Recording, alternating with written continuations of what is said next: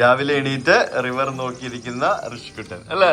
നമ്മുടെ പമ്പ നദിയാണ് സുഹൃത്തുക്കളെ ഈ കാണുന്നത്, പമ്പ നദി. രാവിലെ എന്ത് ആംബിയൻസ് അല്ലേ, കിടുക്കച്ചി ആംബിയൻസ് ആണ്. നിറച്ച് മരങ്ങളൊക്കെ ഇങ്ങനെ നിൽക്കുന്നുണ്ടല്ലേ, അതാണ് ഇവിടുത്തെ ഒരു മെയിൻ ഹൈലൈറ്റ്. ഇങ്ങനെ ഫുൾ നിറച്ച് മരങ്ങളൊക്കെ നിന്ന് നല്ല അടിപൊളി കിടിലൻ ആംബിയൻസ് ആണ്. പെട്ടെന്ന് കുളിച്ച് റെഡിയായാൽ ആറന്മുള അമ്പലത്തിൽ പോകാം. ഓക്കെ, ആറന്മുള അമ്പലത്തിൽ പോകാം. എന്നാ വേഗം കുളിച്ച് റെഡിയാവും.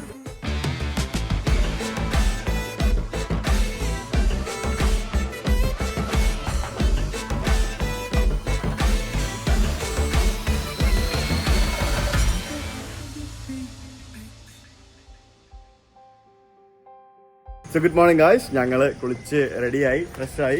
രാവിലെ അമ്പലത്തിൽ പോകണം, അതുകൊണ്ടാണ് മുണ്ടൊക്കെ എടുത്ത് ഇറങ്ങിയിരിക്കുന്നത്. ആറന്മുള അമ്പലത്തിൽ തന്നെ പോകണം. അവിടെ മുയലുണ്ടോ?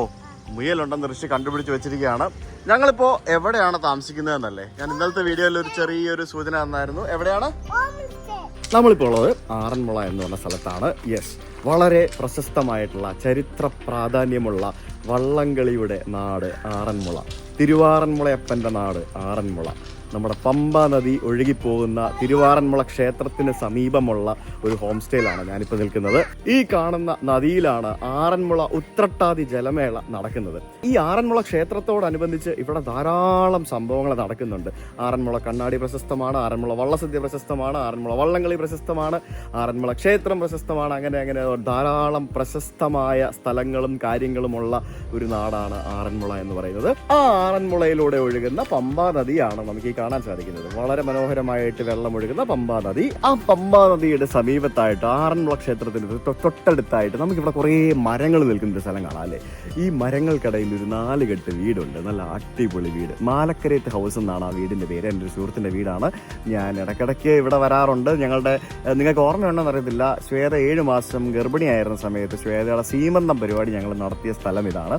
അപ്പോൾ വളരെ മനോഹരമായിട്ടുള്ള ഗാർഡനൊക്കെയുള്ള ഒരു കിടിലം വീട്, ഒരു 4 കെട്ട് വീടാണ്. അപ്പോൾ ഈ വീട്ടിലാണ് ഞാൻ ഇന്ന് താമസിക്കുന്നത്. എൻ്റെ അച്ഛനും അമ്മയും കുറച്ച് ദിവസം ഇവിടെ ഉണ്ടാവും, കാരണം വീട്ടിൽ പെയിൻറ്റിങ് നടക്കുകയാണ്. അപ്പോൾ പെയിൻറ്റിങ് ആയതുകൊണ്ട് തന്നെ ഞങ്ങളുടെ വീട്ടിൽ താമസിക്കാൻ ബുദ്ധിമുട്ടുള്ളതുകൊണ്ട് തന്നെ അവർ ബേസിക്കലി ഇവിടെയാണ് നിൽക്കുന്നത്. വളരെ മനോഹരമായിട്ട് നിങ്ങൾക്ക് ആറന്മുള ക്ഷേത്രത്തിനടുത്തൊക്കെ വരികയാണെങ്കിൽ താമസിക്കാൻ പറ്റുന്ന ഒരു വീടാണ് ഇത്. ആ വീടിൻ്റെ ബാക്ക് സൈഡിൽ ഇതുപോലെയുള്ള വളരെ മനോഹരമായിട്ടുള്ള ഒരു ലോണുണ്ട്. ആ ഒരു ലോണിൽ നിന്ന് നോക്കിക്കഴിഞ്ഞാൽ നമുക്ക് ഇവിടെ കാണാൻ സാധിക്കുന്നത് പമ്പാ നദിയാണ്. ഇവിടെ ചക്കയൊക്കെ ഉണ്ടായിരിക്കുന്നുണ്ടല്ലേ, ഇഷ്ടംപോലെ ചക്കയൊക്കെ ഉണ്ടായിരിക്കുന്നു. ഇത് ശരിക്കും നമ്മുടെ ആറന്മുള വള്ളംകളി നടക്കുന്നതിന്റെ ഫിനിഷിംഗ് പോയിന്റ് ആണ് ഞാനിപ്പോൾ ഉള്ള ഈ ഒരു സ്ഥലം എന്ന് പറയുന്നത്. ഇതിന്റെ തൊട്ടപ്പുറത്തായിട്ട് സത്രം എന്ന് പറയുന്ന ഒരു റെസ്റ്റ് ഹൗസ് ഒക്കെ ഉണ്ട്. ആ സത്രത്തിന് മുമ്പിലാണ് ഇവിടുത്തെ ഫിനിഷിംഗ് പോയിന്റും അതേപോലെ തന്നെ ഇവിടുത്തെ ആറന്മുള വള്ളംകളിയുടെ പ്രധാന ഒരു സംഭവങ്ങളും സ്റ്റേജും കാര്യങ്ങളൊക്കെ കെട്ടി നടക്കുന്നത്. നമുക്ക് ഈ ഒരു നദിയുടെ ഇരുകരകളിലായിട്ട് നമുക്ക് ധാരാളം വള്ളപ്പുരകൾ കാണാൻ സാധിക്കും. എൻ്റെ തൊട്ട് മുമ്പിൽ അവിടെ കാണുന്നത് ഒരു വള്ളപ്പുരയാണ്. അതുപോലെയുള്ള ധാരാളം വള്ളപ്പുരകൾ, ഇവിടെയുള്ള ഓരോ കരയിലും ഓരോ വള്ളമുണ്ട്, അല്ലെങ്കിൽ ഓരോ സ്ഥലത്തിലും ഓരോ വള്ളമുണ്ട് എന്ന് നമുക്ക് പറയേണ്ടിയിരിക്കുന്നു. അത്രയധികം വള്ളങ്ങളുള്ളൊരു നാടാണ് ആറന്മുള എന്ന് പറയുന്നത്. ഗുഡ് മോർണിംഗ് ശ്വേത, കുളിയെല്ലാം കഴിഞ്ഞോ? അമ്പലത്തിൽ പോണ്ടേ? റെഡിയല്ലേ? ഇവിടെ ചക്ക നിൽക്കുന്നുണ്ടോ ശ്വേത? എന്തോരം ചക്ക ഉണ്ടായി നിൽക്കുന്നത്. ചെറുതു മുതൽ അങ്ങ് വലുത് വിളഞ്ഞ ചക്ക വരെയുള്ള ഒരു കിടിലൻ പ്ലാവ്. ശ്വേത മാങ്ങയൊക്കെ എടുത്ത് വെച്ചിരിക്കുന്നുണ്ടോ? പൊന്നു പഴുത്ത മാങ്ങ. ആഹാ, എന്നാ മണം. എവിടെ ഋഷി? എവിടെ മുയലിന് മമ്മം കൊടുക്കുവാണോ? ഇവിടെ മുയലും കോഴിയൊക്കെ ഉണ്ടല്ലോ. നമ്മുടെ വീടിന്റെ തൊട്ടിപ്പുറത്ത് തന്നെ നമുക്കൊരു വള്ളപ്പുര കാണാൻ സാധിക്കും. എന്നാ ഇത് ആറന്മുളയിലെ വള്ളംകളിയിലൊക്കെ പങ്കെടുക്കുന്ന ഇവിടുത്തെ ഒരു വള്ളമാണ്, ഒരു പള്ളിയോടമാണ്. ഞങ്ങൾ വള്ളം എന്നല്ല, പള്ളിയോടം എന്നാണ് ഇവിടുത്തെ ഇതിന് പറയുന്നത്. ഞാൻ ഏതെങ്കിലും ഒരു പള്ളിയോടം നിങ്ങളെ കാണിച്ചു തരാം. ഇപ്പൊ ഞാൻ ഇങ്ങോട്ടേക്ക് ഇറങ്ങുന്നില്ല. ഇത് നമ്മൾ ആലപ്പുഴയിൽ ചമ്പക്കുളത്ത് നമ്മൾ കണ്ട പോലത്തെ വള്ളമല്ല. ഇതിന്റെ അമരത്തിന്റെ ഹൈറ്റ് തന്നെ നിങ്ങൾ നോക്കിയാൽ എത്രത്തോളം ഉണ്ടെന്ന്. അതിന്റെ ബാക്ക് സൈഡാണ് ഈ കാണുന്നത്. അതായത് ഒരു 2 നില ബിൽഡിങ്ങിന്റെ എങ്കിലും ഹൈറ്റ് ഉണ്ടാവും അതിന്റെ അമരത്തിന്. അപ്പൊ അത് ഇവിടെ നമുക്ക് അപ്പുറത്ത് കാണാൻ സാധിക്കും. ഇത് കഴിഞ്ഞില്ലേ ഫീഡ് ചെയ്ത്? നമുക്ക് അമ്പലത്തിൽ പോയിട്ട് വേണം നമുക്ക് ഫീഡ് ചെയ്യാൻ. എനിക്ക് വിശക്കുന്നു കേട്ടോ. മതി. ഈ മുയലിന് കണ്ട ഇലയൊന്നും എടുത്ത് കൊടുക്കരുത്, അങ്ങനെ ചെയ്യാൻ പാടില്ല. അതിന് വേറെ ഫുഡുണ്ട്. ക്യാരറ്റ് വേണ്ടേ മുയലിന് കൊടുക്കാൻ? ഇതാരാ? എന്നാ ഉണ്ട്? സുഖം തന്നെ. ഇവിടെ കുറെ കോഴികളും അതേപോലെ തന്നെ പ്രാവുകളും. വാവ്, ബാബാ നമുക്ക് അമ്പലത്തിൽ പോയിട്ട് വരാം. എനിക്ക് വിശക്കുന്നുണ്ട്, ഞാൻ പോവാ. അമ്പലത്തിൽ പോയിട്ട് വേണം ഫുഡ് കഴിക്കാൻ. ഞങ്ങൾ പോവാണേ. ഇവിടെ ഇഷ്ടംപോലെ പാർക്കിംഗ് സ്പേസ് ഒക്കെ ഉണ്ട്. അതുകൊണ്ട് ഇവിടെ വരുന്ന ആളുകൾക്കൊക്കെ വണ്ടിയൊക്കെ പാർക്ക് ചെയ്യാൻ കുറെ സ്ഥലമുണ്ട്. ഈ കാണുന്നത് ശംഖുപുഷ്പം അല്ലേ അമ്മ? അതെ, ഇതാ നീല ശംഖുപുഷ്പം. ചായ ഒക്കെ ഉണ്ടാക്കത്തില്ലേ, ശംഖുപുഷ്പത്തിന്റെ ചായ. ഇത്. അത് ശരി, ഔഷധ ഗുണമുള്ള സ്ഥലം. അടിപൊളി. ഇത് നീല എന്ന് പറയുമ്പോഴത്തേക്കിനും വേറെ കളറിലുണ്ടോ? വേറെ പല കളറുണ്ട്, വെള്ളയുണ്ട്. ആണോ? പിന്നെ വേറെ കളറുണ്ട്. ഓക്കെ.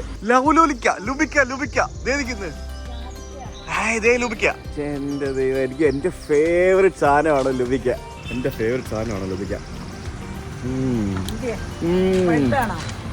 നല്ല പുളിയാ.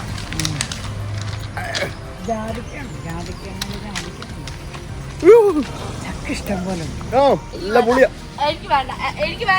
നല്ല മധുരമാ. കഴിച്ചോ, സൂപ്പറാ. വേണോ? കഴിക്കേ വേണോ ഋഷ? ചേത പ്രഗ്നന്റ് ആയിരുന്നപ്പോ പോലും മാങ്ങ കഴിച്ചിട്ടില്ല. ബ്ലാക്ക് കോഴിയുടെ പേരോ? ബ്ലാക്ക് കോഴിയുടെ പേര് സോമൻ. ഓക്കെ, നീ ഇട്ട പേര്, ഞാൻ ഇപ്പൊ ഇട്ട പേരാണേ. ഓക്കെ.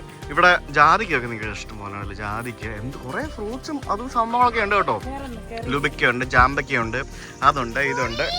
ബാ കോഴി കേറ്, ബാ നമുക്ക് അമ്പലത്തിൽ പോകാം. ഞങ്ങൾ അങ്ങനെ ആറന്മുള അമ്പലത്തിനുള്ളിലേക്ക് കയറാൻ പോവാണ്. തനത് കേരള സ്റ്റൈലിൽ, അതായത് കേരളത്തിന്റെ ഒരു തനതായ ആർക്കിടെക്ചറിൽ നിർമ്മിച്ചിരിക്കുന്ന ഒരു ഗോപുരമാണ് കിഴക്ക് ഭാഗത്ത് നമുക്ക് കാണാൻ സാധിക്കുന്നത്. കിഴക്കേ ഗോപുരത്തിലൂടെയാണ് നമ്മൾ ഉള്ളിലേക്ക് വരുന്നത്. വളരെ മനോഹരമായിട്ടുള്ള ഒരു ഗോപുരം. എനിക്ക് തോന്നുന്നു ഇത്രയും മനോഹരമായിട്ടുള്ളൊരു ഗോപുരം ഈ ഒരു ഭാഗത്ത് വേറൊരു ക്ഷേത്രത്തിനും ഉണ്ടാവില്ല എന്ന് തന്നെ പറയേണ്ടിയിരിക്കുന്നു. നമ്മുടെ കേരളത്തിലെ ഏറ്റവും പഴക്കം ചെന്ന ക്ഷേത്രങ്ങളിലൊന്നാണ് നമ്മളിപ്പോൾ ഉള്ള ഈ ആറന്മുള ശ്രീ പാർത്ഥസാരഥി ക്ഷേത്രം എന്ന് പറയുന്നത്. നമ്മുടെ പത്തനംതിട്ട ജില്ലയിൽ പമ്പാ നദിയുടെ തീരത്തുള്ള മനോഹര ക്ഷേത്രം എന്ന് പറയുന്നത് ശരിക്കും പറഞ്ഞാൽ എൻ്റെ ഒരു ഫേവറേറ്റ് ക്ഷേത്രങ്ങളിലൊന്നാണ്. നമ്മുടെ മഹാവിഷ്ണുവിന്റെ 9ാമത്തെ അവതാരമായ ശ്രീകൃഷ്ണന്റെ പേരിലാണ് ഈ ഒരു ക്ഷേത്രത്തിന്റെ പ്രസിദ്ധി. പാർത്ഥസാരഥി ക്ഷേത്രം എന്നാണ് പറയുന്നത്. നമ്മുടെ ഗുരുവായൂർ അമ്പലത്തിലൊക്കെ ഉള്ള പോലെ തന്നെ ഒരു ചതുർബാഹു പ്രതിഷ്ഠയാണ് നമുക്ക് ഇവിടെ കാണാൻ സാധിക്കുന്നത്. തിരുവാറന്മുള അപ്പൻ എന്നാണ് തദ്ദേശീയരെല്ലാവരും, നാട്ടുകാരെല്ലാവരും പറയുന്നത്. തിരുവാറന്മുള അപ്പ, തിരുവാറന്മുള കൃഷ്ണ, നിന്നോമൽ തിരുമുഖം കണി കണ്ടു നിൽക്കുമ്പോൾ എന്ന് പറയുന്ന നമ്മുടെ ചിത്രചേച്ചി പാടിയ പാട്ട്, അത് എൻ്റെ ഒരു ഫേവറേറ്റ് പാട്ടാട്ടോ. ഇവിടുത്തെ പ്രധാന ശ്രീകോവിലുള്ള വിഗ്രഹത്തിന് ഏകദേശം 6 അടിയോളം ഉയരം വരുന്നതാണെന്നാണ് പറയപ്പെടുന്നത്. ആക്ച്വലി തന്റെ ഭക്തനായ അർജുനന് വിശ്വരൂപം കാണിച്ചു കൊടുക്കുന്ന സങ്കല്പത്തിലാണ് ഇതിനകത്തെ പ്രതിഷ്ഠ ഇരിക്കുന്നത്. കേരളത്തിലെ ശ്രീകൃഷ്ണ ക്ഷേത്രങ്ങളിൽ ഏറ്റവും വലിയ പ്രതിഷ്ഠയുള്ളത് ആറന്മുളയിലാണ് എന്ന് നമുക്ക് പറയാൻ സാധിക്കും. ഈ ക്ഷേത്രം ആക്ച്വലി 2 പഞ്ചായത്തിലാണ് സ്ഥിതി ചെയ്യുന്നത്. ഇതിന്റെ ബാക്ക് സൈഡ് ആറന്മുള പഞ്ചായത്തിലും അതേപോലെ തന്നെ ക്ഷേത്രത്തിന്റെ മുൻഭാഗം മല്ലപ്പുഴശ്ശേരി പഞ്ചായത്തിലുമായിട്ടാണ് സ്ഥിതി ചെയ്യുന്നത്. ഇൻട്രസ്റ്റിംഗ് അല്ലേ? പിന്നെ ഇവിടുത്തെ അഷ്ടമിരോഹിണി വള്ളസദ്യ വളരെ ഫേമസ് ആണ്. പിന്നെ ആറന്മുള ഉത്രട്ടാതി വള്ളംകളിയും പിന്നെ അതേപോലെ തന്നെ 4 മാസത്തോളം നീണ്ടു നിൽക്കുന്ന വള്ളസദ്യകളും ഒക്കെയാണ് അമ്പലത്തിലെ പ്രധാന വിശേഷങ്ങൾ. ശരിക്കും നദിയിൽ നിന്നും മണ്ണെടുത്ത് കെട്ടിപ്പൊക്കി ആണ് അതിന് മുകളിലാണ് ഈ ഒരു ക്ഷേത്രം പണിതെന്ന് പറയുന്നു. കാരണം എത്ര വലിയൊരു പ്രളയം വന്നാലും ക്ഷേത്രത്തിനുള്ളിലേക്ക് വെള്ളം കയറരുത് എന്നുള്ള ഒരു ഉദ്ദേശത്തിലാണ് അങ്ങനെ ചെയ്തെന്ന് പറയുന്നു. 2018 പ്രളയം വന്ന സമയത്ത് ഇവിടത്തെ നാട്ടുകാർ മുഴുവൻ രക്ഷ തേടിയത് ശരിക്കും ഈ ക്ഷേത്രത്തിന്റെ ഉള്ളിലാണ് എന്ന് നമുക്ക് പറയേണ്ടിയിരിക്കുന്നു. അതാണ് ഒരു ക്ഷേത്രത്തിന്റെ പ്രത്യേകത. പമ്പാ നദി തീരത്ത് സ്ഥിതി ചെയ്ത ക്ഷേത്രമാണെങ്കിലും വളരെ ഉയരത്തിലാണ് സ്ഥിതി ചെയ്യുന്നത്. ഞങ്ങൾ അമ്പലത്തിൽ വന്നു, അകത്ത് കയറി തൊഴുതിട്ട് നമ്മൾ പുറത്തിറങ്ങി വന്നു. ആ കൊടിമരമൊക്കെ കണ്ടോ? കേരളത്തിലെ ഏറ്റവും വലിയ കൊടിമരങ്ങളിലൊന്നാണ് ഇവിടുത്തെ കൊടിമരം എന്നാണ് പറയുന്നത്. ആ ഒരു മനോഹരമായിട്ടുള്ള ഒരു ക്ഷേത്രാങ്കണമാണിത്. ഇവിടെയൊക്കെ ശരിക്കും വള്ളസദ്യയൊക്കെ നടക്കുന്ന സമയത്ത് വള്ളസദ്യയൊക്കെ നടക്കുന്ന സ്ഥലമാണ്. പിന്നെ ധാരാളം പരിപാടികളൊക്കെ നടക്കുന്ന സമയത്തൊക്കെ ഈ ഭാഗത്താണ് നടക്കുന്നത്. ഈ ഒരു ക്ഷേത്രത്തിൻ്റെ പ്രത്യേകത എന്ന് പറയുന്നത് ഈ ക്ഷേത്രത്തിൻ്റെ 4 ഗോപുരങ്ങളും 4 വ്യത്യസ്ത രീതിയിലാണ് ഉള്ളതെന്ന് പറയാം. കിഴക്കേ ഗോപുരം ഒരു രീതിയിൽ, പിന്നെ പടിഞ്ഞാറേ ഗോപുരം വേറൊരു രീതിയിൽ, അങ്ങനെ 4 ഗോപുരങ്ങളും 4 വ്യത്യസ്ത രീതിയിലാണ്. നമുക്ക് ക്ഷേത്രത്തിന്റെ ഒരു ഗോപുരത്തിലൂടെ നമുക്ക് പമ്പാ നദിയിലേക്ക് ഇറങ്ങുകയും ചെയ്യാം. പമ്പാ നദി കാണണോ ഋഷിക്ക്? വെള്ളത്തിൽ ഇറങ്ങണോ? വെള്ളത്തിൽ ഇറങ്ങണ്ടേ? ഞാൻ വെള്ളത്തിൽ ഇറങ്ങും. ഋഷി വരുന്നെങ്കിൽ നമുക്ക് വെള്ളത്തിൽ ഇറക്കിയിട്ട് വരാം, കാല് കഴുകിയിട്ട് വരാം. ഓക്കെ ഓക്കെ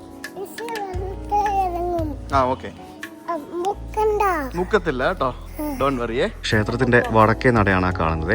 ആ വടക്കേ നടയുടെ സമീപത്തായിട്ട് നമുക്കിവിടെ ഒരു കുഴി അമ്പലം കാണാം. അതായത് ഒരു കുഴിയിൽ ഇവിടെ നമുക്ക് ഒരു പ്രതിഷ്ഠയുണ്ട്. അത് നമുക്കിവിടെ കാണാൻ സാധിക്കുന്നത്. ഇതിൻ്റെ പുറകിൽ കാണുന്നത് ഇവിടുത്തെ അത് ബേസിക്കലി എന്താ പറയുക, ഈ സദ്യയൊക്കെ നടത്തുന്ന ഇവിടുത്തെ ഒരു ട്രഡീഷണൽ സ്ഥലമാണത്.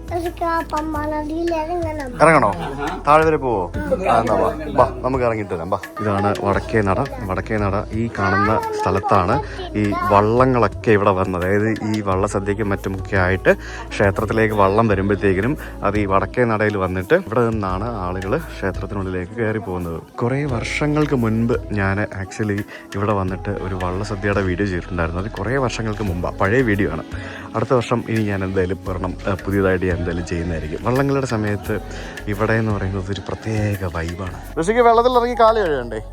ആ ഇറങ്ങിക്കും. ഈ സ്റ്റെപ്പിൽ നിൽക്കണേ കേട്ടാ. ഒമ്പടൂ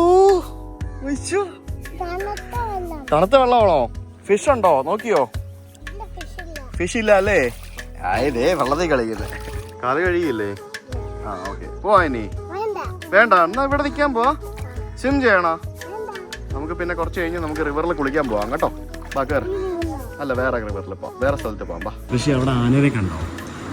അത് ആറന്മുള രഘുനാഥൻ എന്നാണ് ആ ആനയുടെ പേര്. മനസ്സിലായോ? ആ രഘുനാഥൻ എന്ന് പറയുന്ന ആരുടെ പേരാ? ഋഷിയുടെ ആബുവിന്റെ അല്ലേ? ഋഷിയുടെ ആബുവിന്റെ പേര്. അപ്പൊ ഇവിടുത്തെ പാലാരിയോട്ട ആബുവിന്റെ പേരാണ് രഘുനാഥൻ. അപ്പൊ ഇവിടെ ആ ആനയുടെ തുമ്പിക്കൈ കണ്ടോ? താഴെ മുട്ടി ചുരുണ്ട് കിടക്കുന്ന അത്ര വലിയ തുമ്പിക്കയുള്ളൊരു ബിഗ് ആനയായിരുന്നു അത്. മനസ്സിലായോ? ആ കൊമ്പനാനകളാ. ആ കൊമ്പനാനയായിട്ടുള്ള ഒറ്റ ആനയുടെ ഫോട്ടോയാണ്. കുറേ ഫോട്ടോ ഇവിടെ വെച്ചിട്ടുണ്ട്. തിരുവാറന്മുള മോഹനനുണ്ട്, തിരുവാറന്മുള രഘുനാഥനുണ്ട്. ആ രഘുവാന എന്ന് പറയുന്നത് ഇവിടുത്തെ ഒരു എൻ്റെയൊക്കെ ചെറുപ്പത്തിലെ ഒരു വലിയൊരു ലെജൻഡായിരുന്നു. സത്യം പറഞ്ഞാൽ ആനകളിലെ ലെജൻഡ് എന്നൊക്കെ ഞങ്ങൾക്ക് പറയായിരുന്നു. ബിഗ് ആനയായിരുന്നു. പെട്ടിയെടുത്തോ? ഇവിടുത്തെ പ്രധാന വഴിപാടെന്ന് പറയുന്നത് ആറന്മുള വള്ളസദ്യയാണ്. അതായത് ഈ ജൂലൈ മുതൽ ഒക്ടോബർ വരെ 4 മാസം നീണ്ടു നിൽക്കുന്ന വള്ളസദ്യയാണ് ഇവിടുത്തെ പ്രധാന പരിപാടി എന്ന് പറയുന്നത്. അതായത് അഭിഷ്ടകാര്യ സിദ്ധിക്കായിട്ട് തിരുവാറന്മുള അപ്പന് വള്ളസദ്യ നടത്താം എന്നുള്ളതാണ് അതിൻ്റെ ഒരു പരിപാടി. അപ്പോൾ ഇവിടെ ഒരു ബോർഡ് ഞാൻ കണ്ടായിരുന്നു. പള്ളിയോട സേവാ സംഘമാണ് ആ പരിപാടികളൊക്കെ നടത്തുന്നത്. നിങ്ങൾക്ക് ബുക്ക് ചെയ്യണമെന്നുണ്ടെങ്കിൽ അവരെ കോൺടാക്ട് ചെയ്യാമെന്നൊക്കെ പറഞ്ഞുകൊണ്ട് 2025 ബുക്കിംഗ് ഒക്കെ ഓൾറെഡി സ്റ്റാർട്ട് ചെയ്തിട്ടുണ്ടെന്ന് പറഞ്ഞ് അവിടെ ബോർഡൊക്കെ വെച്ചിട്ടുണ്ട്. ഞങ്ങൾ എന്തിനാണ് എൻ്റെ ദോശ എടുത്തോണ്ട് പോകുന്നത്? നീ എന്തിനാ? നിനക്ക് നിന്റെ ദോശയില്ലേ? നീ എന്തിനാ എൻ്റെ ദോശ എടുത്തോണ്ട് പോകുന്നത്? ഞങ്ങൾ ആര്യഭവനിൽ വന്ന് മസാല ദോശ കഴിക്കാനായിട്ട്. മസാല ദോശയും ഉഴുന്നുപൊടി. പക്ഷെ എന്താ കഴിക്കുന്നത്?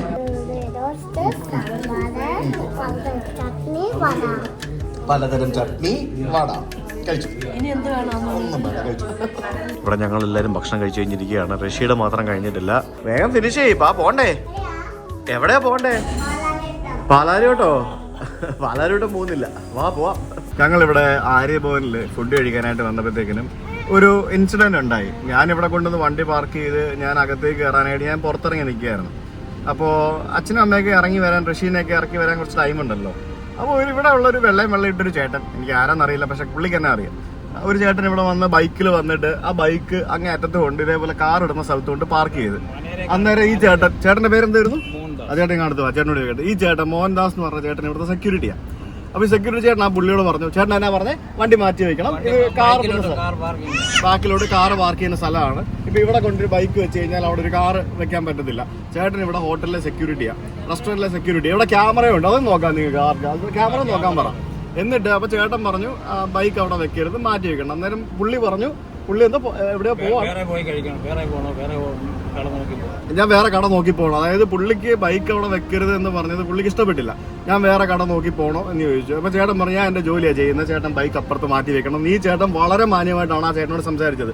ആ ചേട്ടൻ അന്നേരം ഇഷ്ടപ്പെട്ടില്ല. പുള്ളി ഇറങ്ങി, നീ ആരാടാ എന്നോട് പറയാൻ, അങ്ങനല്ലേ പറയാം, നീ ആരാടാ എന്നോട് പറയാനെന്നും പറഞ്ഞുകൊണ്ട് ആ പുള്ളി ഇറങ്ങി വന്നിട്ട് ഈ ചേട്ടന്റെ കോളറിന് കയറി പിടിച്ചു. അറിയോ, ഞാൻ അവിടെ നിന്ന് കണ്ടോണ്ടിരിക്കുക. അപ്പൊ ഞാൻ വീഡിയോ എടുക്കുന്നുണ്ട്, ബൈക്ക് ഒന്നുകൂടെ പൊളിഞ്ഞു.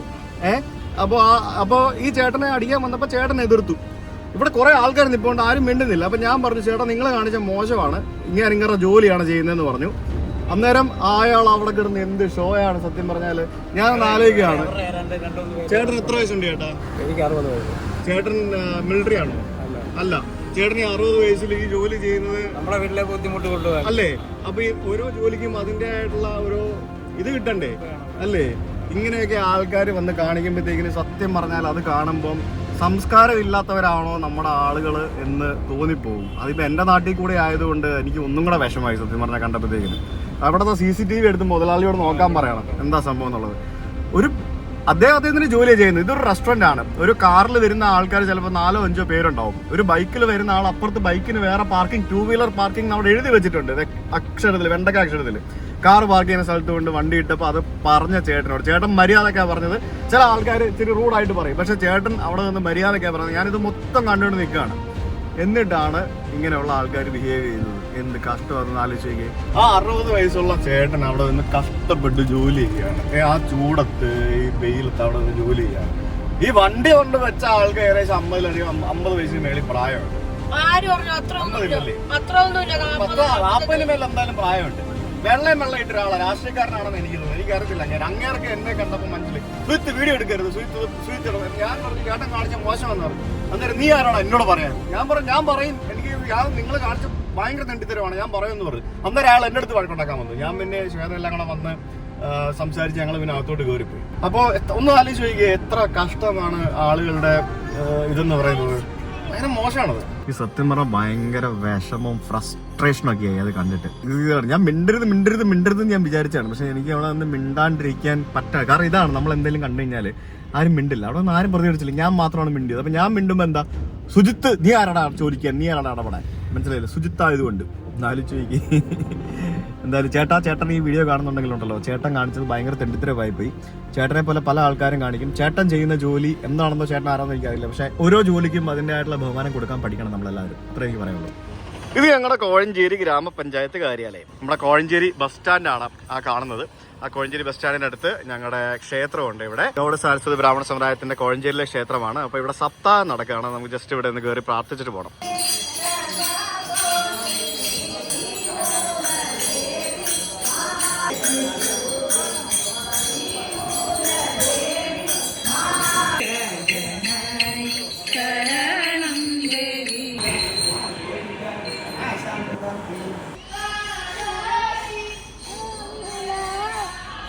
ഇവിടെ ഒരു പോലീസ് എയ്ഡ് പോസ്റ്റ് ഉണ്ട്. ഈ പോലീസ് എയ്ഡ് പോസ്റ്റിന്റെ ഇവിടെ പുറകിലായിട്ട് ഇവിടെ ഈ കാണുന്ന ഒരു കട കണ്ടോ. ഇവിടെ DTP, photostat, railway ticket, air ticket, bus ticket, package trip എന്നൊക്കെ പറഞ്ഞുകൊണ്ട് സംഭവമാണ്. ഇത് ഞാൻ ഡിസൈൻ ചെയ്ത ഫ്ലെക്സ് ആണ്. അത് മാത്രമല്ല, ഈ കടയിൽ ഏകദേശം ഒരു 2 വർഷത്തിലധികം ഞാനിവിടെ ഒരു ട്രാവൽ ഏജൻസി എന്നും പറഞ്ഞുകൊണ്ട് ഞാൻ ഇരുന്നിട്ടുണ്ട്. ഇത് ഞാൻ യൂട്യൂബ് ചാനലൊക്കെ തുടങ്ങുന്നതിന് മുമ്പാണ്. എനിക്ക് 2011 12 ആ കാലഘട്ടത്തിലെങ്ങാണ്ടാണ്. 2012 ആ സമയത്ത് മുമ്പാണ് യൂട്യൂബ് ചാനൽ തുടങ്ങുന്നതിന് മുമ്പ്. അതായത് എനിക്കന്ന് ബ്ലോഗിങ് ആണ് പരിപാടി. ബ്ലോഗിങ് ചെയ്യുന്ന സമയത്താണ് ഞാനിവിടെ ഈ ഒരു സംഭവം ചെയ്തുകൊണ്ടിരുന്നത്. ഇതാണ് ഞങ്ങളുടെ അമ്പലം. ഞങ്ങൾ പ്രാർത്ഥിക്കാൻ പോയ ഞങ്ങളുടെ അമ്പലം. നമ്മൾ ആറന്മുള പോയ പോലെ തന്നെ ഞങ്ങളുടെ ഈ ഒരു ക്ഷേത്രവും ഇരിക്കുന്നത് ഇവിടെ പമ്പാ നദി തീരത്താണ്. ഈ കാണുന്നതാണ് ഞങ്ങളുടെ കോഴഞ്ചേരി ബസ് സ്റ്റാൻഡ്. അതിന് പുറകെ കാണുന്നത് ഞങ്ങൾ വണ്ടിപ്പേട്ട എന്ന് പറയുന്ന മാർക്കറ്റിനോട് ചേർന്നുള്ള ഒരു പാർക്കിംഗ് സ്ഥലം. വൺ വേ റോഡും മറ്റ് സ്ഥലങ്ങളും ഒക്കെയാണ് ഈ ഒരു ഇതിൽ കാണുന്നത്. ഇവിടെ നിന്ന് ഒരു KSRTC ബസ്സുണ്ട് എല്ലാ ദിവസവും രാവിലെ തിരുവനന്തപുരത്ത്. രാത്രി ഇവിടെ വരും. രാവിലെ പോകുന്ന രീതിയിൽ ഒരു KSRTC ബസ്സുണ്ട്, ഞങ്ങളുടെ കോഴഞ്ചേരിക്കാരുടെ സ്വന്തം KSRTC ബസ്. ഇത് ഞാൻ നേരത്തെ പറഞ്ഞ നമ്മുടെ പമ്പാ നദി. അങ്ങ് ദൂരെ കാണുന്ന ആ സ്ഥലമുണ്ടല്ലോ, ഗ്രീൻ സ്ഥലം. ആ ഗ്രീൻ സ്ഥലം എന്ന് പറയുന്നത് നമ്മുടെ മാരാമൺ കൺവെൻഷൻ നടക്കുന്ന സ്ഥലമാണ്. അതിനോടനുബന്ധിച്ച് തന്നെ പഴയ പാലവും അതേപോലെ തന്നെ പുതിയ പാലത്തിന്റെ പണി നടക്കുന്നത് നമുക്ക് കാണാൻ സാധിക്കും. കോഴഞ്ചേരി നഗരം ഒരു ചെറിയൊരു സ്ഥലമാണ്. ആ ചെറിയ സ്ഥലത്തിനിടയ്ക്കൂടെ ആ 2 പാലങ്ങൾ വളരെ കഷ്ടപ്പെട്ടാണ് സത്യം പറഞ്ഞാൽ ഇപ്പൊ പണിതുകൊണ്ടിരിക്കുന്നത്. ഇനി നമുക്ക് ഇങ്ങ് ദൂരെ കാണുന്നതാണ് കോഴഞ്ചേരിയിലെ മാർത്തോമ പള്ളി എന്ന് പറയുന്നത്. AD 1599 ഇവിടെ ഇതിനോട് ചേർന്നുള്ള ആ ഒരു ചെറിയ പള്ളി ആദ്യമായിട്ട് നിർമ്മിച്ചത് എന്നാണ് പറയപ്പെടുന്നത്. സെയിന്റ് തോമസിന് ഡെഡിക്കേറ്റ് ചെയ്തിട്ടുള്ള ഒരു മനോഹരമായിട്ടുള്ള ഒരു പള്ളിയാണിത്. ഈ പള്ളിയോട് സമീപമായിട്ട് നമുക്ക് കാണുന്ന പുതിയ പള്ളി എന്ന് പറയുന്നത് 1941 നിർമ്മിക്കപ്പെട്ട പള്ളിയാണ്. അതിനോടനുബന്ധിച്ച് നമുക്ക് സെമിത്തേരിയും ബാക്കിയുള്ള സംഭവങ്ങളൊക്കെ കാണാൻ സാധിക്കും. കോഴഞ്ചേരിയിലെ വളരെ മനോഹരമായിട്ടുള്ള പള്ളികളിൽ ഒന്നാണ് ഈ കാണുന്ന സെയിന്റ് തോമസ് മർത്തോമ ചർച്ച് എന്ന് പറയുന്നത്. ഈ മർത്തോമ പള്ളിക്കും അതേപോലെ തന്നെ മർത്തോമ സഭയ്ക്കും കോഴഞ്ചേരി എന്ന് പറയുന്ന സ്ഥലത്തിന് ധാരാളം കോൺട്രിബ്യൂഷൻസ് നൽകിയിട്ടുള്ള ഒരു ഇതുകൂടിയാണ്. ഇവിടെ ഈ പള്ളിയുടെ കീഴിൽ സ്കൂളുകളും അതേപോലെ തന്നെ ധാരാളം സ്ഥാപനങ്ങൾ പ്രവർത്തിക്കുന്നുണ്ട്. ഞാൻ പഠിച്ച സ്കൂൾ പോലും ഈ പള്ളിയുടെ മാനേജ്മെന്റിന്റെ കീഴിലുള്ള സ്കൂളായിരുന്നു. ആ പള്ളിയും അതേപോലെ തന്നെ പാലവും പാലത്തിന് സമീപം കാണുന്ന വീടുകളും കടകളും ബാക്കിയുള്ള സംഭവങ്ങളും എല്ലാം അടങ്ങുന്ന ഒരു കുഞ്ഞു സ്ഥലമാണ് ഞങ്ങളുടെ കോഴഞ്ചേരി എന്ന് പറയുന്ന ഈ സ്ഥലം. ഇവിടെ കുറച്ച് പച്ചപ്പ് നിറഞ്ഞ ഒരു സ്ഥലം കാണുന്നത് കണ്ടോ. ഈ പച്ചപ്പ് നിറഞ്ഞ ഒരു സ്ഥലത്ത് വർഷങ്ങൾക്ക് മുൻപ് എൻ്റെ അച്ഛന് അവിടെ ഒരു കടയുണ്ടായിരുന്നു. ആ കട പണ്ട് ഒരു തീപിടുത്തത്തിൽ അവിടെ ഉണ്ടായിരുന്ന കുറേ കടകളെല്ലാം കൂടെ കത്തി നശിച്ചു. അങ്ങനെ കത്തി നശിച്ച ശേഷം എൻ്റെ അച്ഛന് ആ ഒരു സ്ഥലത്ത് നിന്നും അച്ഛൻ ചെയ്തുകൊണ്ടിരുന്ന ഗ്ലാസും പ്ലൈവുഡും മറ്റുമൊക്കെ ആയിട്ടുള്ള ബിസിനസ് ഒഴിവാക്കി വേറൊരു സ്ഥലത്തേക്ക് മാറേണ്ടി വന്നു. അച്ഛൻ്റെ അച്ഛൻ, അതായത് എൻ്റെ അപ്പൂപ്പൻ്റെ കാലം മുതൽ കച്ചവടം ചെയ്തു വന്നിരുന്ന അവരുടെ ഒരു കുടുംബ ബിസിനസ്സായിരുന്നു അത്. ഇത് പൊയ്യാനൽ ജംഗ്ഷൻ എന്ന് പറയും. ആ കാണുന്നത് പൊയ്യാനൽ ഹോസ്പിറ്റലാണ്. അതിന് നേരെ ഓപ്പോസിറ്റ് ആയിട്ട് കാണുന്നതാണ് saint Thomas higher secondary school. അതായത് ഞാൻ 5ാം ക്ലാസ് മുതൽ 12ാം ക്ലാസ് വരെ പഠിച്ച സ്കൂളാണ് ആ കാണുന്നത്. സ്കൂളിന്റെ സമീപത്തുള്ള ആ ഒരു ഗ്രൗണ്ടും അതൊരു രക്ഷയില്ല കേട്ടോ. ഞാൻ എന്തായാലും സ്കൂളിലേക്ക് പോകുന്നുണ്ട്. സ്കൂളിലേക്ക് ഞാൻ പോകുമ്പോഴത്തേക്കിനും ഞാൻ സ്കൂളിന്റെ വിശദമായിട്ടുള്ള കാര്യങ്ങൾ ഞാൻ കാണിച്ചു തരാം. ഇനി ആ സ്കൂളിന്റെ സമീപത്ത് കുറെ വണ്ടികളൊക്കെ ഇട്ടിരിക്കുന്നത് കണ്ടില്ലേ, പള്ളിയിൽ വന്നിരിക്കുന്ന വണ്ടികളാണെന്ന് എനിക്ക് തോന്നുന്നത്. അത് അവിടെ സ്കൂളിൽ ഗ്രൗണ്ടിൽ കൊണ്ടിട്ടിരിക്കുകയാണ്. ആ സ്കൂളിന്റെ അവിടെ നിന്ന് ആ കിടക്കുന്ന ഇടത്തോട്ടുള്ള വഴിയിലൂടെ പോകുമ്പോഴത്തേക്കിനും ഒരു 100-300 മീറ്റർ പോയി കഴിഞ്ഞാൽ എന്റെ വീടെത്തും. ഈ കാണുന്ന ഇടതുവശത്ത് കാണുന്ന മുത്തൂറ്റ് ഹോസ്പിറ്റൽ ബിൽഡിങ്ങുകൾക്ക് മുമ്പിലായിട്ട് അവിടെ ഒരു ഷീറ്റ് ഇട്ടിരിക്കുന്ന ഒരു ചെറിയ ഒരു വീട് കണ്ടോ, ആ പാർക്കിങ്ങിന്റെ ഇപ്പുറത്തായിട്ട്, അതാണ് എന്റെ വീട്. വീട്ടിലേക്ക് നമുക്ക് പോകാം. എന്റെ വീടിന് സമീപത്തായിട്ട് ഈ കാണുന്നതാണ് കോഴഞ്ചേരിയിലെ ഓർത്തഡോക്സ് പള്ളി. ഇവിടുത്തെ പെരുന്നാളിന്റെ സമയത്ത് വെടിക്കെട്ട് കാണാനും അതേപോലെ തന്നെ പല പരിപാടികൾക്കും എൻ്റെ സുഹൃത്തുക്കളുടെയും അതേപോലെ തന്നെ അയൽപ്പക്കക്കാരുടെയൊക്കെ പല പല ഫംഗ്ഷനുകൾക്കും ഞാൻ ധാരാളം പോയിട്ടുള്ള ഒരു മനോഹരമായിട്ടുള്ള മറ്റൊരു പള്ളിയാണ് ഓർത്തഡോക്സ് പള്ളി. ആ ഓർത്തഡോക്സ് പള്ളിക്ക് പുറകുവശത്തായിട്ട് നമുക്ക് മുന്നോട്ട് പോകുമ്പോൾ നമുക്ക് കാണാൻ സാധിക്കുന്നത് ഇവിടുത്തെ സെന്റ് തോമസ് കോളേജ്. അതായത് എൻ്റെ അച്ഛനടക്കം പഠിച്ചിട്ടുള്ള കോഴഞ്ചേരിയിലെ പല ആളുകളും പഠിച്ചിറങ്ങിയ സെന്റ് തോമസ് കോളേജ്. പക്ഷേ എനിക്ക് ഇവിടെ പഠിക്കാനുള്ള ഭാഗ്യം ഉണ്ടായില്ല. കാരണം ഞാൻ +2 കഴിഞ്ഞതിന് ശേഷം ഞാൻ ഡിഗ്രി പഠിക്കുന്നതിന് വേണ്ടി ഞാൻ ബാംഗ്ലൂർക്ക് പോവുകയുണ്ടായി. എൻ്റെ അച്ഛനും അതേപോലെ എൻ്റെ അനിയനും ഒക്കെ ഇവിടെ പഠിച്ചിട്ടുണ്ട്. എൻ്റെ അനിയൻ ഇവിടെ കമ്പ്യൂട്ടർ സയൻസ് പഠിച്ച ആളാണ്. അപ്പം കോഴഞ്ചേരിയിലെ പല ആളുകളും പഠിച്ച കോഴഞ്ചേരിയിലെ ഒരു ഫേമസ് ആയിട്ടുള്ള ഒരു കോളേജാണ് ഈ കാണുന്ന സെയിൻറ്റ് തോമസ് കോളേജ് എന്ന് പറയുന്നത്. കോഴഞ്ചേരിക്ക് സമീപം ഒരു ചെറിയ ഒരു മലയുടെ മുകളിലായിട്ടാണ് ഈ ഒരു കോളേജ് സ്ഥിതി ചെയ്യുന്നത്.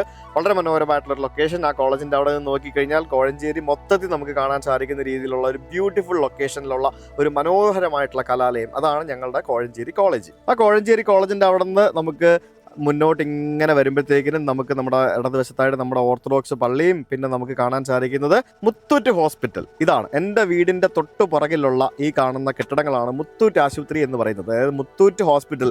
എൻ്റെ മകൻ ജനിച്ചത് ഇവിടെയാണ്. ഋഷി ജനിച്ച ഹോസ്പിറ്റലാണ് മുത്തൂറ്റ് ഹോസ്പിറ്റൽ. ഇവിടെ എൻ്റെ വീടിൻ്റെ ജസ്റ്റ് ബാക്കിൽ ഉള്ള ഹോസ്പിറ്റലാണ്. കോഴഞ്ചേരിയിലെ ഒരു പ്രമുഖ ഹോസ്പിറ്റലാണ് മുത്തൂറ്റ് ഹോസ്പിറ്റൽ. അവിടെ നിന്ന് വീണ്ടും നമുക്ക് മുന്നോട്ട് വരുമ്പോഴത്തേക്കിനും ഓഫ് കോഴ്സ് വീണ്ടും നമ്മൾ എത്തി കോഴഞ്ചേരി പാലത്തിൻ്റെ അടുത്ത്. എങ്ങനെയുണ്ട്? കയ്യിലൊരു ഡ്രോൺ വന്നപ്പോഴത്തേക്കിനും നിമിഷ നേരങ്ങൾ കൊണ്ട് നമ്മൾ കോഴഞ്ചേരി മൊത്തം ആകാശ ദൃശ്യങ്ങൾ കണ്ടില്ലേ? എങ്ങനെ ഉണ്ടായിരുന്നു? ഞാനും ആദ്യമായിട്ടാണ് എൻ്റെ നാടിൻ്റെ ആകാശ ദൃശ്യം ഇത്തരത്തിൽ കാണുന്നത്. അത് എനിക്കും വല്ലാത്തൊരു ഫീലായിരുന്നു. ഞാനിപ്പോൾ വന്നിരിക്കുന്നത് ഞാൻ 5ാം ക്ലാസ് മുതൽ 12ാം ക്ലാസ് വരെ പഠിച്ച സ്കൂളിലാണ്. Saint Thomas higher secondary school Kozhencherry. അവിടെയാണ് ഞാൻ വന്നിരിക്കുന്നത്. ഞാൻ ഋഷീനെ ശ്വേതനെയൊക്കെ എൻ്റെ സ്കൂൾ കാണിക്കാൻ വേണ്ടി വന്നതാണ്. ഇന്നിവിടെ സ്കൂൾ ഗ്രൗണ്ടൊക്കെ ഓപ്പണായി കിടക്കുകയാണ്. എന്നാൽ പിന്നെ ഒന്ന് കയറിയിട്ട് പോകാമെന്ന് വിചാരിച്ചു. സ്കൂൾ ഇപ്പോൾ ഇന്ന് അവധിയാണ്. അപ്പോൾ ഇവിടെ ആയിരുന്നു എൻ്റെ പ്രൈമറി ക്ലാസ്സുകളൊക്കെ. അപ്പനെ പഠിച്ചത് ഇവിടെ അല്ലേ? 10ാം ക്ലാസ് പഠിക്കുമ്പോ ഇംഗ്ലീഷ് മീഡിയം അല്ലായിരുന്നു. ഇംഗ്ലീഷ് മീഡിയം സ്കൂളിൽ കുറച്ച് പിള്ളേരെ അവിടോട്ട് ഇരിക്കും. അത് ശരി. അവിടെ ഈ സയൻസും സോഷ്യൽ സ്റ്റഡീസും ജനറൽ സയൻസും വരുമ്പം മലയാളം മീഡിയത്തിൽ കൊണ്ടിരിക്കും. അത് ശരി. ഓക്കെ, കുറച്ച് അങ്ങനെയാണ് പരിപാടി. അപ്പോ ഞാൻ പഠിക്കുന്ന സമയത്ത് ഞാൻ പഠിച്ച സ്കൂള് ഇതിന്റെ മേളിൽ ഞാൻ പഠിക്കുമ്പോൾ എന്റെ മേളത്ത് 5ാം ക്ലാസ് 6ാം ക്ലാസ് ഒക്കെ ഇതിന്റെ മേളിലായിരുന്നു. 5, 6, 7 അവിടെ മണെ മൊത്തം ഞർക്കിയിലായിരുന്നു. ഞർക്കിയില് എനിക്കറിയാം ഞർക്കിയിൽ എന്താണ് വവ്വാലും കുഞ്ഞ് അപ്പപ്പായ. അതായത് ഞാന് എൻ്റെ അപ്പൻ അതേപോലെ എൻ്റെ അനിയൻ ഞങ്ങളെല്ലാവരും പഠിച്ച സ്കൂളാണിത്. Kozhencherry Saint Thomas higher secondary school. ഞാനിവിടെ പഠിച്ചുകൊണ്ടിരിക്കുന്ന സമയത്താണ് ഇവിടെ ഹയർ സെക്കൻഡറിക്ക് ആരംഭിച്ചത്. ഇതാണ് നമ്മുടെ ഹെഡ് മിസ്ട്രസ് അല്ലെങ്കിൽ ഹെഡ് മാസ്റ്ററുടെ മുറി ആയിട്ടുണ്ടായിരുന്നത്. പിന്നെ ടീച്ചേഴ്സ് റൂമൊക്കെ പുറയിലാണ്. ഋഷ, അപ്പാടെ സ്കൂൾ എങ്ങനെയുണ്ട്? അപ്പ പഠിച്ച സ്കൂൾ എങ്ങനെയുണ്ട്? ഋഷയ്ക്ക് ഇഷ്ടപ്പെട്ടാ? ബാ, മേളിൽ പോകാൻ പറ്റത്തില്ല, അത് അടച്ചിട്ടിരിക്കുകയാണേ. നമ്മൾ നേരത്തെ കണ്ടില്ലേ മാർത്തോമ പള്ളി? ആ പള്ളിയുടെ കീഴിലാണ് ഇവിടെ ഈ സ്കൂളും പിന്നെ ഇവിടെ ഒരു ഗേൾസ് സ്കൂൾ. ഇത് ബോയ്സ് സ്കൂളായിരുന്നു. ബേസിക്കലി +2 മാത്രമാണ് ഗേൾസ് ഉള്ളത്. ബോയ്സ് സ്കൂളാണ്. ഞാൻ ബോയ്സ് സ്കൂളിലാണ് 5ാം ക്ലാസ് മുതൽ 10ാം ക്ലാസ് വരെ പഠിച്ചത്. പിന്നെ 11th 12th വരുമ്പോഴത്തേക്കിനും അവിടെ നമുക്ക് ഗേൾസും കൊണ്ടുണ്ട്, മിക്സഡ് ആണ്. പിന്നെ ഇവിടെ ഗേൾസ് സ്കൂൾ വേറെ ഉണ്ട്. പിന്നെ മാർത്തോമ സീനിയർ സെക്കൻഡറി സ്കൂൾ എന്ന് പറഞ്ഞൊരു CBSE സ്കൂളുണ്ട്. പക്ഷേ ഈ കാണുന്ന മുറി കണ്ടോ? ഇവിടെ ഇപ്പോ SPC റൂം എന്നാണ് എഴുതിയിരിക്കുന്നത്. ഈ റൂം എനിക്ക് ഒട്ടും എന്താ പറയാ മറക്കാൻ പറ്റാത്തൊരു മുറിയായിരുന്നു. അതായത് ഇതായിരുന്നു എൻ്റെ സ്കൗട്ട് മാസ്റ്ററുടെ റൂം. അതായത് ഞാൻ സ്കൗട്ടിലുണ്ടായിരുന്നല്ലോ. അപ്പോൾ സ്കൗട്ടില് SPC, അതിപ്പോ SPC ആണെന്ന് തോന്നുന്നു. ഇപ്പൊ ഇവിടെ സ്കൗട്ട് ഇല്ലാന്ന് തോന്നുന്നു. ജെയിംസ് സാർ ഉണ്ടായിരുന്നു. ഞങ്ങളുടെ ജെയിംസ് സാർ ആയിരുന്നു എൻ്റെ സ്കൗട്ടിന്റെ സാറ്. ജെയിംസ് സാറിന്റെ മുറിയായിരുന്നു ഇത്. ജെയിംസ് സാർ ഡ്രോയിങ് സാറും കൂടെ ആയിരുന്നു ജെയിംസ് സാറ്. ഞാൻ മറ്റേ ഫോട്ടോ കണ്ടിട്ടില്ലേ, സ്കൗട്ടിന്റെ യൂണിഫോം ഇട്ടിട്ടുള്ള പഴയ ഫോട്ടോ. ആ ഒരു മുറി എനിക്ക് ഒരിക്കലും മറക്കാൻ പറ്റത്തില്ല. പിന്നെ ഞങ്ങളുടെ ഇവിടെ ഈ ഭാഗത്ത് ഇത് ഞാൻ പഠിക്കുന്ന സമയത്ത് ഇങ്ങനെ ആയിരുന്നില്ല. ഇത് പഴയ ബിൽഡിംഗ്, ഇതേപോലത്തെ തന്നെ പഴയ ബിൽഡിംഗ് ആയിരുന്നു. പിന്നീടാണ് ഇതുപോലത്തെ പുതിയ ബിൽഡിംഗ് വന്നത്. ഈ കാണുന്ന ബ്ലോക്ക് നമുക്ക് ശരിക്കും എൻ്റെ 8ാം ക്ലാസ്സും 9ാം ക്ലാസ്സും 10ാം ക്ലാസ്സും ഒക്കെ ഈ ഭാഗത്തായിരുന്നു. ഇതില് ഇവിടെ നിങ്ങൾക്ക് കുറെ പുതിയ മരങ്ങളൊക്കെ കാണത്തില്ല. ഇത് ഞങ്ങൾ സ്കൗട്ടിലുണ്ടായിരുന്ന സമയത്ത് ഞങ്ങൾ ഇവിടെ നട്ടതാണ് ഈ കാണുന്ന ചെറിയ മരങ്ങളൊക്കെ. ചില മരങ്ങളൊക്കെ ഇവിടെ കാണുന്നില്ല, പക്ഷെ ചില മരങ്ങളൊക്കെ ഇവിടെ ഉണ്ട്. അപ്പാ പഠിച്ച സ്കൂളാ, ബാ കാണിച്ചു തരാം. ഇറങ്ങി വാ. ഞങ്ങളുടെ +2 ഇവിടെയായിരുന്നു. ഇവിടെയാണ് ഞങ്ങളുടെ +2 പ്രിൻസിപ്പളിന്റെ റൂം ഉണ്ടായിരുന്നത്. പിന്നെ എൻ്റെ ക്ലാസ് മുറി ഏറ്റവും മുകളിലത്തെ നിലയിലായിരുന്നു. അപ്പം കണ്ടത്തിൽ കൂടെ ചാടിയല്ലേ പോയത്. ഞാൻ ഉച്ചയ്ക്ക് കഴിക്കാൻ പോയിക്കൊണ്ടിരുന്ന അവിടെ ഗ്രൗണ്ടിന്റെ അപ്പുറത്ത് മതിൽ ചാടിയാ. കാരണം ഞാൻ വന്നപ്പോ ഗ്രൗണ്ടും മതിലും ഒക്കെ വന്നു. കണ്ടം കഴിഞ്ഞാൽ നമ്മുടെ വീടായിരുന്നു. അതെ. ഇപ്പോ അവധിയല്ലേ, അവധി ആയതുകൊണ്ടാണ് ഇവിടെ ഇങ്ങനെ ആരും ഇല്ലാതെ കിടക്കുന്നത്. പിന്നെ ഇത് ഞങ്ങളുടെ പ്രിൻസിപ്പലിൻ്റെ ഓഫീസ്. പിന്നെ ഇതിൻ്റെ മേളിൽ അങ്ങേ മൂലക്കായിരുന്നു ഞങ്ങളുടെ 11ാം ക്ലാസ്സും 12ാം ക്ലാസ്സും ഒക്കെ. 11ാം ക്ലാസ് ഇവിടെ, 12ാം ക്ലാസ് അവിടെ. സ്റ്റാഫ് റൂം ഇവിടെ. പിന്നെ ഞങ്ങളുടെ physics lab, chemistry lab, biology lab, zoology lab, ഇതൊക്കെ ഇവിടെ താഴെ ഈ സ്ഥലങ്ങൾ ഇന്നുണ്ട്. അതൊക്കെ ഇവിടെയൊക്കെ ടീച്ചേഴ്സ് റൂം വന്നോ ഇപ്പോൾ? അപ്പോൾ അപ്പുറത്തായിരുന്നു, അതൊക്കെ ഇങ്ങോട്ട് മാറ്റിയെന്ന് തോന്നുന്നു. നീ ഇവിടെ വാ, നമുക്ക് സ്കൂള് കണ്ടിട്ട് വരാം. ബാ. 5ാം ക്ലാസ് മുതൽ 12ാം ക്ലാസ് വരെ ഞാനിവിടെ പഠിച്ചിട്ടുണ്ടെങ്കിലും ഒരു ദിവസം പോലും ഞാൻ ഉച്ചയ്ക്ക് ഇവിടെ ചോറ് കൊണ്ടുവന്ന് കഴിച്ചിട്ടില്ല. ബിക്കോസ് 5 മിനിറ്റ് താഴെ നടന്നു കഴിഞ്ഞാൽ എനിക്ക് നേരെ വീട്ടിലെത്താം. അപ്പോൾ എല്ലാ ദിവസവും അതിന് സൈക്കിളും ഉണ്ടായിരുന്നു. എല്ലാ ദിവസവും ഉച്ചയാകുമ്പോഴത്തേക്കിനും നമ്മൾ നേരെ എവിടെ പോവും? വീട്ടിൽ പോവും, ഭക്ഷണം കഴിക്കും, തിരിച്ചു വരും. അങ്ങനെയായിരുന്നു പരിപാടികളൊക്കെ ചെയ്തുകൊണ്ടിരുന്നത്. കുറച്ച് 1-2 ദിവസം ഇവിടെ നിന്ന് ഉച്ചക്കഞ്ഞൊക്കെ കഴിച്ചിട്ടുണ്ട്. ശരിക്കും ആ ഒരു സമയം ഞാൻ വല്ലാണ്ട് മിസ് ചെയ്യുമായിരുന്നു. കാരണം ഉച്ച സമയമാണല്ലോ, ലഞ്ച് കഴിച്ചു കഴിഞ്ഞിട്ട് ഈ പിള്ളേരെല്ലാം കൂടെ അങ്ങോട്ടും ഇങ്ങോട്ടും നിങ്ങൾ വീട്ടിൽ പോയിട്ട് വന്നപ്പോഴത്തേക്ക് ഒരു സമയമാവും. ഞാൻ വീട്ടിൽ പോയിട്ട് ഭക്ഷണം എല്ലാം കഴിച്ച് കുറച്ചു നേരം റിലാക്സ്ഡ് ആയിട്ട് അവിടെ ഇരുന്ന് TV ഒക്കെ കണ്ടിട്ടാണ് വരുന്നത്. മനസ്സിലായല്ലേ? അപ്പോൾ ഞാൻ തിരിച്ച് കറക്റ്റ് ബെല്ലടിക്കുന്ന സമയത്തായിരിക്കും വരിക ഇവിടെ. അതേപോലെ തന്നെ രാവിലെ സ്കൂളിൽ ലാസ്റ്റ് ബെല്ലടിച്ച് ടീച്ചർ ക്ലാസ്സിൽ വരുന്ന 5 മിനിറ്റ് മുമ്പായിരിക്കും നമ്മളെത്തുന്നത്. അതേപോലെ തന്നെ അബിയായിരുന്നു. നിനക്ക് ഓർമ്മയില്ലേ? നീ വന്നപ്പോൾ അബി പഠിച്ചുകൊണ്ടിരിക്കുകയാണല്ലോ. അപ്പോൾ അത്തരത്തിലായിരുന്നു ഞങ്ങളുടെ പരിപാടികളൊക്കെ. Reminding all those school days. ശരിക്കും ചേട്ടാ, ഇതിനകത്ത് ഏതൊരു മരം ഞങ്ങൾ നട്ടോ? ഞാൻ മാത്രം നട്ടെന്ന് പറയാൻ പറ്റില്ല. ഞങ്ങൾ സ്കൗട്ടിലുണ്ടായിരുന്ന സമയത്ത് നട്ട ഏതോ ഒരു മരമാണ്. നമുക്ക് സ്കൂള് തുറക്കുമ്പോ നമുക്ക് ആ ടീച്ചറിനോട് വന്ന് ചോദിക്കാം, ഉള്ള ടീച്ചറിനോട് ഏതാ നട്ടത് നമ്മളൊന്ന്. പിന്നെ ഞാൻ ആ ബിൽഡിങ്ങിൽ ഇരുന്ന് പഠിച്ചിട്ടുണ്ട്. പിന്നെ ഇവിടെ ഞങ്ങളുടെ +2 ഉണ്ടായിരുന്നു. പിന്നെ ഇതിൻ്റെ അങ്ങേ അറ്റത്തായിരുന്നു ഞങ്ങളുടെ 10ാം ക്ലാസ്. അങ്ങനെ ഒരു കാലമായിരുന്നു അല്ലേ? അതെ. നീ ഏറ്റവും കൂടുതൽ പഠിച്ചത് സ്കൂളിലാണ്? Asian school Bahrain. നീ ബഹ്റൈനിലാണ് പഠിച്ചത്? പക്ഷെ ആ സ്കൂൾ അവര് പൊളിച്ചു തോന്നുന്നു. ഞാൻ പഠിച്ച ബിൽഡിങ് ഇപ്പൊ അല്ല, അവര് സ്കൂള് അവിടെ നിന്ന് മാറി വലിയ സ്കൂളായി ഇപ്പോ.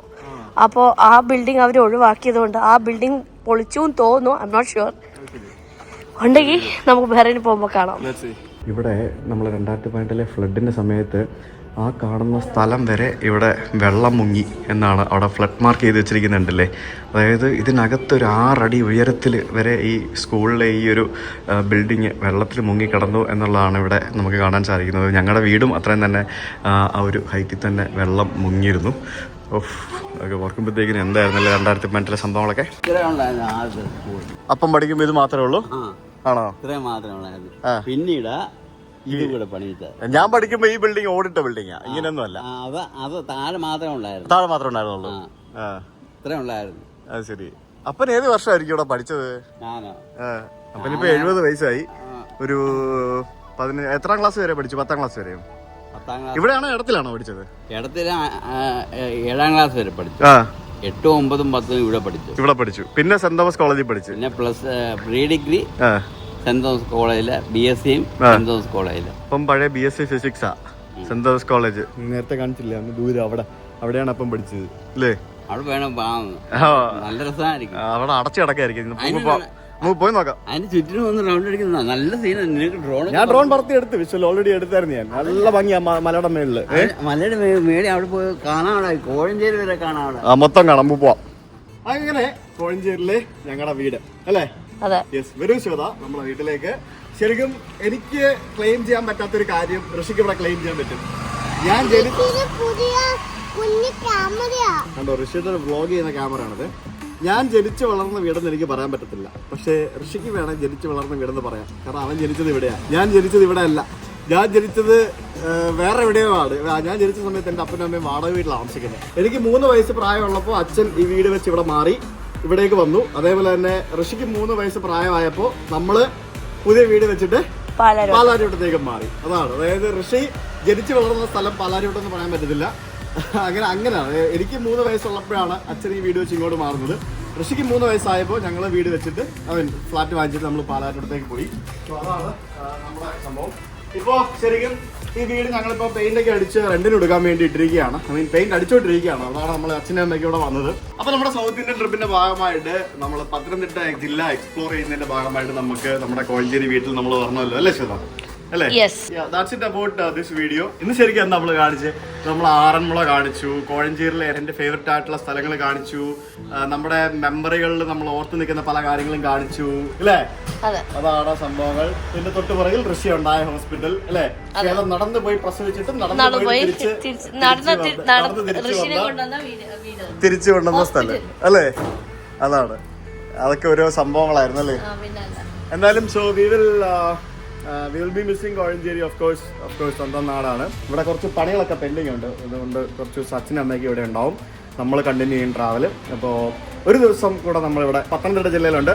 പത്തനംതിട്ട ജില്ലയിലെ അധികം കാണിക്കാത്ത കുറച്ച് വിശേഷങ്ങളുമായിട്ട് നമുക്ക് നാളെ കാണാം അല്ലേ?